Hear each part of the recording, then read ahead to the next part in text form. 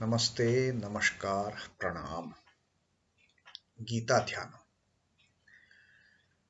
Om Parthaaya Pratibodhitam Bhagavata Narayanena Swayam Vyasena Grathitam Purana Munina Madhye Mahabharatam Advaitamritavarshinim Bhagavatim Ashtadashaadhyayinim Ambatva manusandadhami Bhagavad Gite Bhavatveshinim.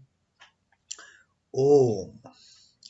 O Bhagavad Gita, with which Sri Krishna gave enlightenment to Partha Arjuna, and Vyasa, that ancient sage, incorporated it in the Mahabharata. O showerer of the nectar-like knowledge of Advaita, the knowledge of non-duality, O goddess Bhagavad Gita, the destroyer of rebirth, and comprising in the 18 chapters, I meditate upon thee. And now salutations to Lord Sri Krishna.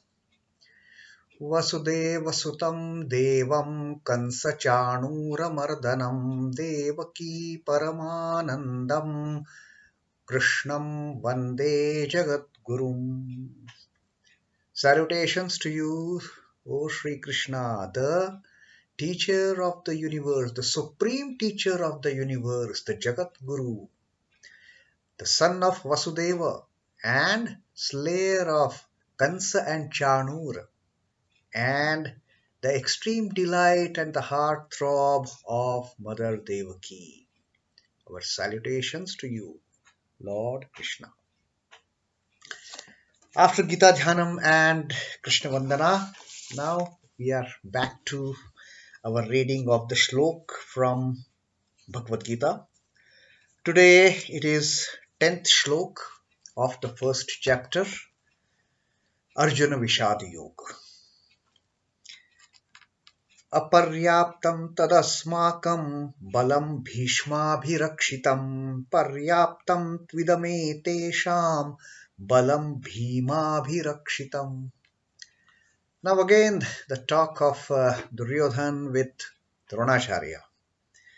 Duryodhana has listed out the 7 names, the great warriors who are going to fight for Kauravas, who are the great warriors, the generals, the brigadiers, the commanders of Kaurava army.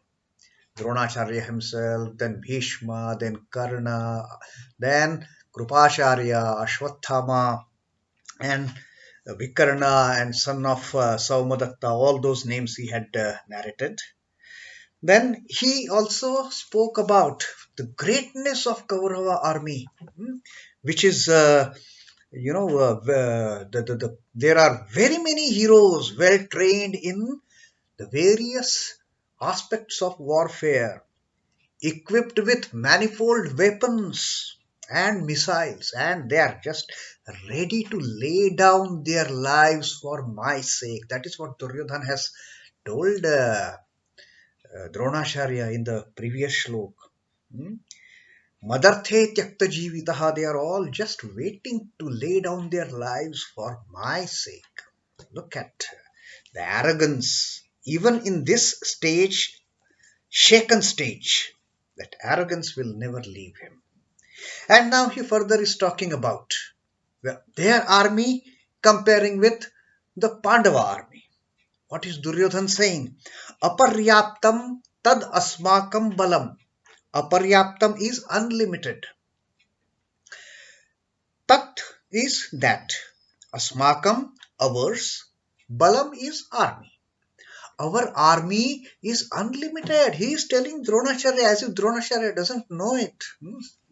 So Duryodhana, in a very funny manner, he is telling Dronacharya, Aparyaptam tadasmakam balam. Our army is unlimited, vast in number, huge in number. Bhishma bhirakshitam.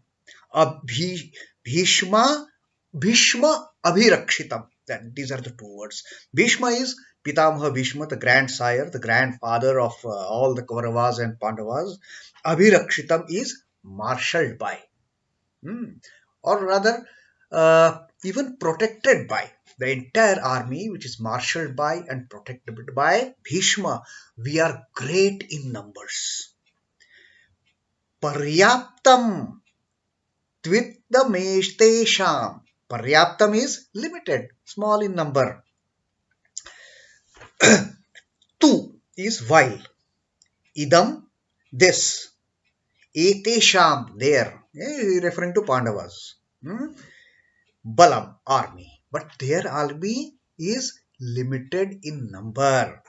And Pandavas' army is marshaled by whom? Bhima Abhirakshita. Marshaled by Bhima. That army is limited in number. We are great. Oh, Dronacharya, don't worry. This is what Duryodhana is telling Dronacharya, who is the commander in chief for that matter. So, the translation goes like, multitudinous is our army marshaled by Bhishma, but meager is the army of theirs, the Pandavas, marshaled by Bhima. Now, Swami Chidbhavanandaji's commentary.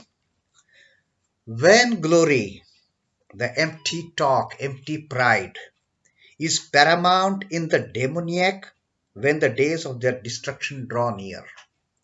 This is what, when we read the stories from Hindu mythology, most of the people with this kind of wicked nature, the demonic tendencies, when their end comes near, they start talking vain glory.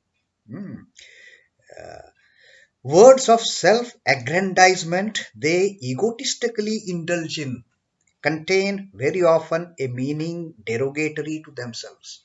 It is all a false notion that they are unnecessarily creating a big hype, kind of, a big balloon. They are just inflating it. Now, there is no need to tell Dronacharya about the size of their army and their army being marshaled by Bhishma, and that Pandava army is so small, that army is marshaled by Bhima. All these things, everybody there who are the generals of both the armies, they know who is who. But now Duryodhan, he wants to just bring out all that vain talk, vain glory. This tragic irony of fate is found in the utterance of Duryodhan. He is right in estimating the valor of Bhishma superior to that of Bhima, no doubt about it. I mean, after all, Bhishma is the grandsire. But he unwittingly spells ruin to himself when he delights in depicting Bhima's army as meager, while praising Bhishma's army as multitudinous. Aparyaptam. He uses the terms paryaptam and aparyaptam respectively. Now, paryaptam not only means meager, it also means limited, compact, and well disciplined. The actual, I mean, the dictionary meaning of paryaptam, although it is small, it is limited, fine, but it is well disciplined, well organized for that matter. And aparyaptam, huge in number, but no discipline, no organization as such. That is the dictionary meaning of these two words. Paryaptam, on the other hand, means unlimited, unwieldy, and indisciplined. This makes a world of difference between the two forces. The strength and victory of an army do not depend on its bulk, on the size, but on its training and team spirit and dedication and righteousness.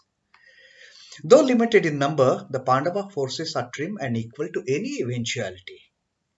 The Kaurava forces, on the other hand, promiscuous and placed together pell-mell. They are not in a proper disciplined manner, in organized manner. Again, the ethical excellence of Bhishma ever remains beyond the ken of the worldly minded Duryodhana. This divinely gifted and invincible man has no doubt consented to wage war wholeheartedly for the Kauravas. There is no sacrifice greater than this that an upright man can make. Yes. This is what everybody wonders. Bhishma, Pitamaha Bhishma, the man who is considered to be ultimately unrighteous.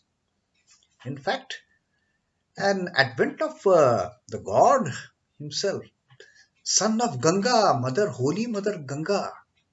This kind of righteous man, how he can, side with the unrighteous, the wicked Kauravas.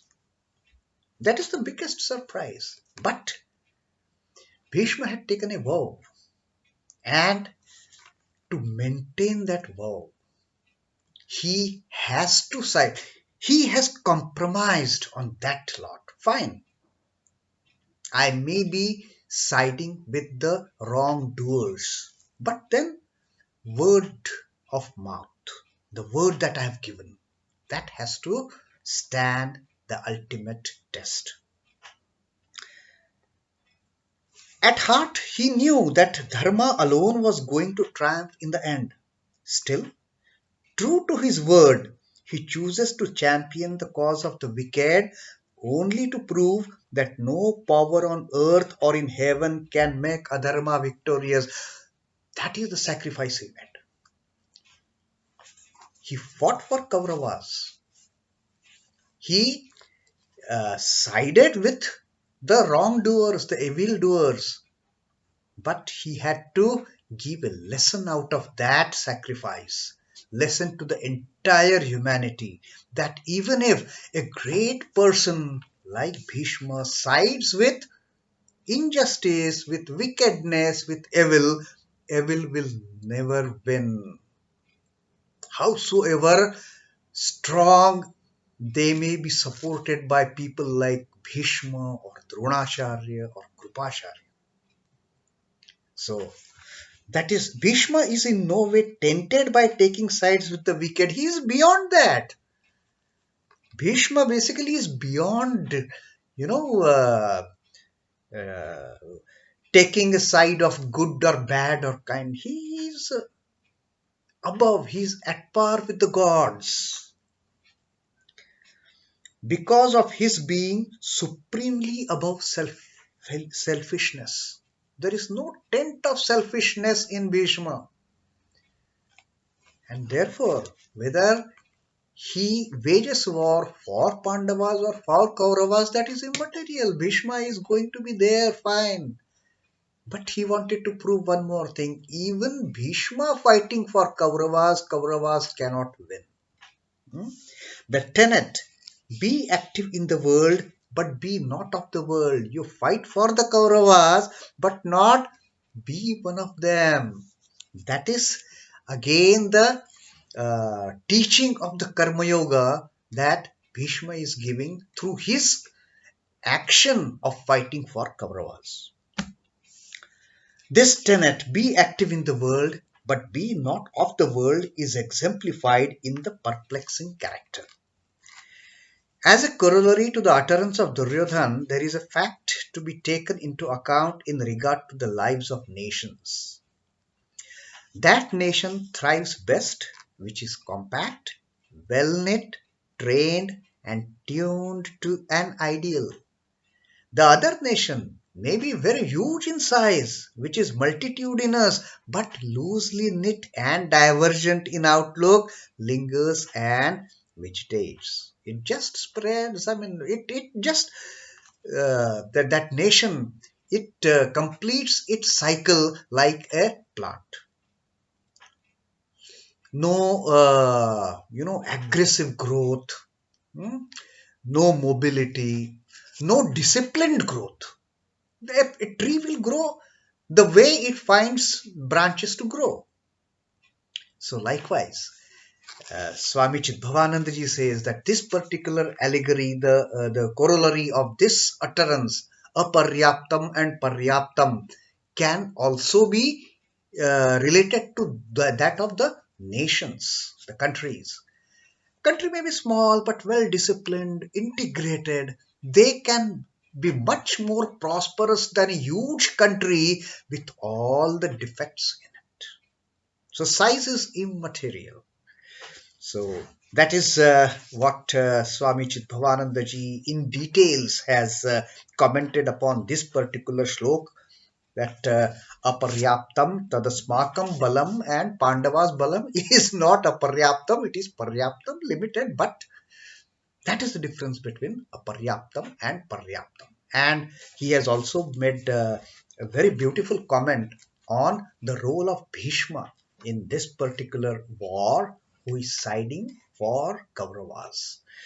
So that is the 10th shlok we had read today. Tomorrow again is going to be the 11th shlok, the 11th verse, again going to be narrated by, I mean, these are the words of Duryodhan, and we will see what he has further to say and how the things are progressing from the 10th shlok onwards. Now, at least he has brought in, Bhishma as in the forefront of his talk to Dronacharya. So that is for today. Om Namo Bhagavate Vasudevaya. Shri Krishnarpanamastu. Jai Shri Ramakrishna. Jai Thakur. Jai Ma. Jai Swamiji.